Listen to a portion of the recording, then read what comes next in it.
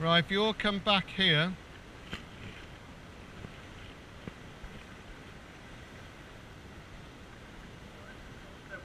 Jack, did you find a difference between paddling slow and paddling fast? Right, so what was happening when you were doing it fast with your boat? Right. Right. Did you find the same, Neil? Or what did you find? Right. Right, okay. What did you find, Kevin? Did you find any difference between fast and slow? Yeah. Okay. So, what do you think? Is there any explanation, Rob? What have you found out about doing it fast and slow in the pool?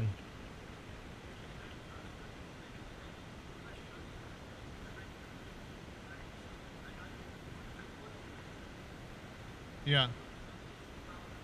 Right. Okay. Is there a difference in water density in the pool than on the river? Is the water lighter? Do people find the water lighter in here? Yeah. So the water here is cleaner, isn't it? So because it's cleaner, do you think that has an impact on your stroke in the pool? Well, what was the difference between going fast and slow?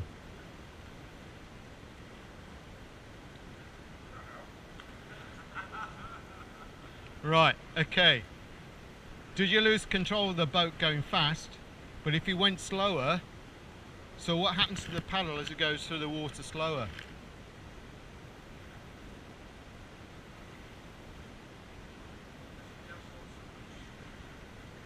Yeah. It doesn't cause so much movement to the boat, does it? Or the water. So if you're on the, say, would it be different to the strength of the stroke if you're on a grade 2 river rapid? Would you have to put a stronger stroke into a grade 2 rapid? Geoff, you've had is your stroke movement stronger in a grade 2 going round down the River T or the Vernwy? Pardon?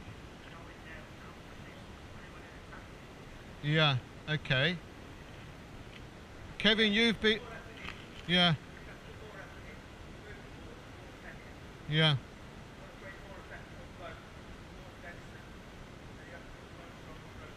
Right, so thank you for that. So what we're saying here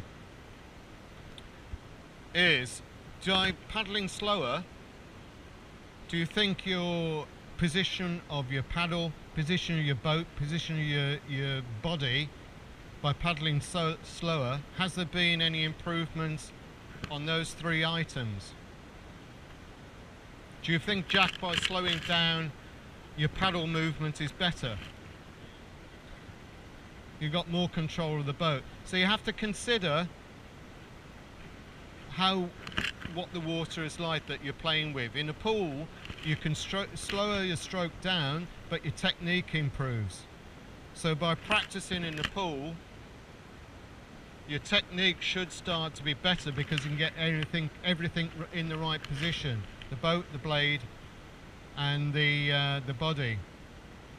So, what I want you to do now is try, what other stroke do you use moving sidewards? Use any stroke that you do moving sidewards without the draw stroke.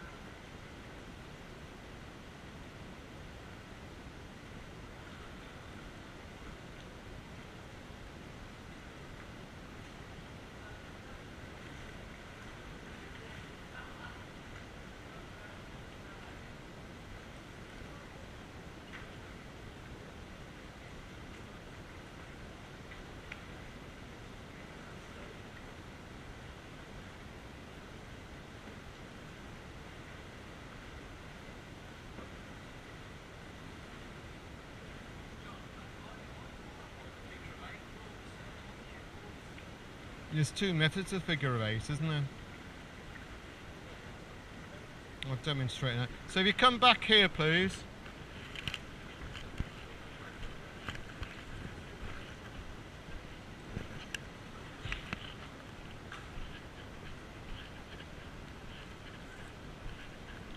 Right, what I want you to do is find the front and the back of the boat to find the place where if you go past the point your boat starts to turn. So there's a back and a front position. If you take your blade beyond the front or the back, then the boat will turn. I want you to find that line where you can take, how far you can take your paddle backwards and forwards. Alright, so really you'll end up with 3 stripes on your boat on either side.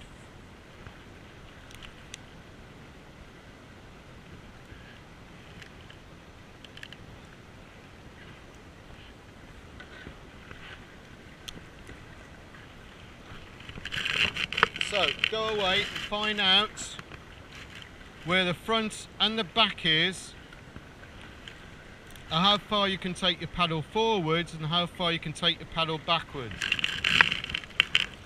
Is that enough?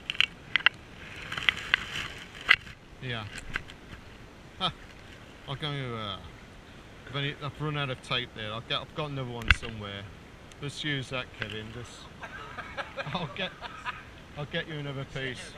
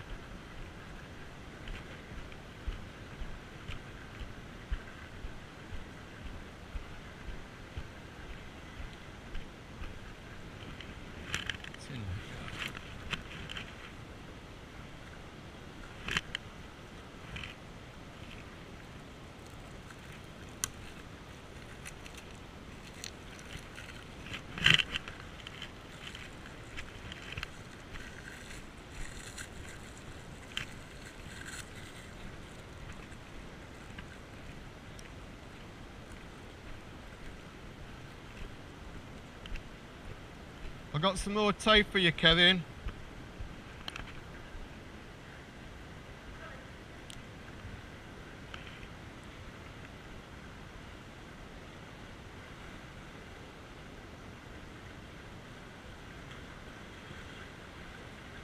Don't forget the coffee cup position, Neil.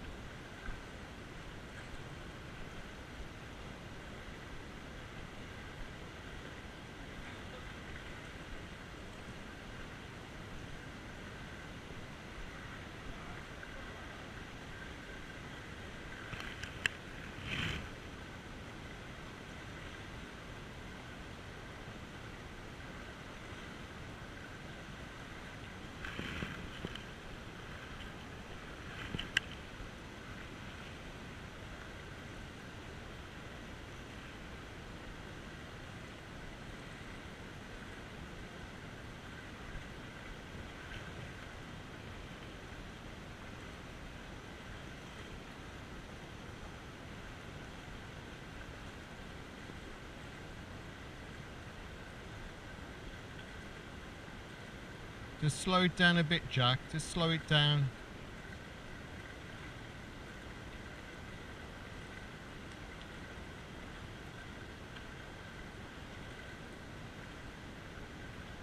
Right, if you all come back here.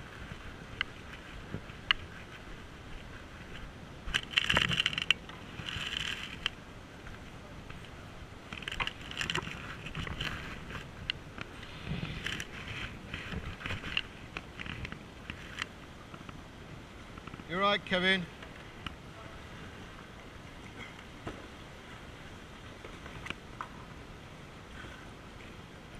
Right. There's two methods. Most of you are doing skull and draw. Most of you are actually keeping it under control now, but let's see if we can try and refine it a bit more. So remember about the trunk rotation, where you've got to turn your body round, and most of you have now found where your front of the boat, if you go past it, turns, and where the behind the boat. So Jack, where did you find the place where your boat turned in front? Right, and what about when you were the backwards behind? You know. Yeah, fine. Did you find that as well? Yeah. Yeah. Most instances, the boat will turn after it passes your hip. But once you take the paddle past your hip, in most strokes, it's a waste of time in kayaking. And normally it's round about where your knees are, just in front of your knees. In the bow part of the boat is where usually the point is where it starts to turn. Right. There's two methods of a skull and draw which most of you did.